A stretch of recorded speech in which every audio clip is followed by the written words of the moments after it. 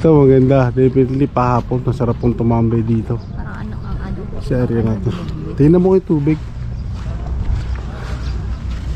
Tawagan mo kasi Aming.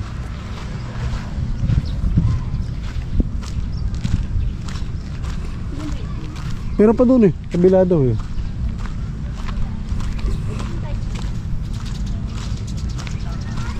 Sayang, dapat dinala kay pamingwit ko, no?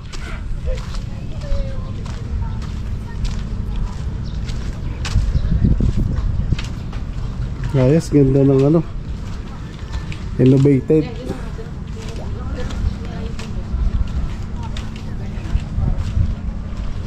Dapat pala dinala kay pamingwit, no? Mahulog yung phone.